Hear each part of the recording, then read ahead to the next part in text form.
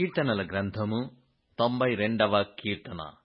యెహోవాను స్తుతించుట మంచిది, మహోన్నతుడా, నీ నామమును కీర్తించుట మంచిది.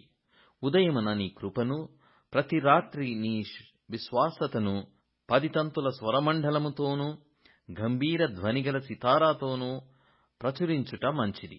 ఎందుకనగా యెహోవా, నీ కార్యము చేత నీవు నన్ను సంతోషపరచుచున్నావు.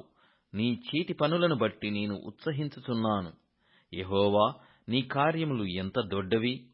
నీ ఆలోచనలు అతి గంభీరములు. పశుప్రాయులు వాటిని గ్రహింపరు, అవివేకులు వివేచింపరు. నిత్యనాశనము నొందుటకే గదా భక్తిహీనులు గడ్డివలె చిగుర్చుదురు. చెడు పనులు చేయువారందరూ పుష్పించుదురు. యెహోవా, నీవే నిత్యము మహోన్నతుడవుగా నుందువు.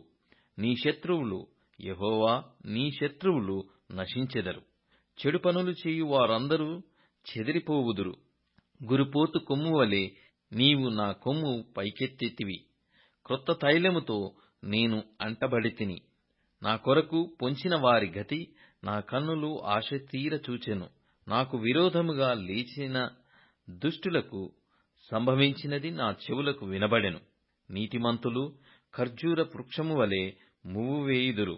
లెబానోను మీది దేవదారు వృక్షము వలె వారు ఎదుగుదురు. యెహోవా మందిరములో నాటబడిన వారై, వారు మన దేవుని ఆవరణములలో వర్ధిల్లుదురు. నాకు ఆశ్రయదుర్గమైన యెహోవా యథార్థవంతుడవనియు, ఆయన యందు ఏ చెడుతనమును లేదనియు ప్రసిద్ధి చేయుటకై వారు ముసలితనమందు ఇంకా చిగురు పెట్టుచుందురు. సారము కలిగి పచ్చగా నుందురు.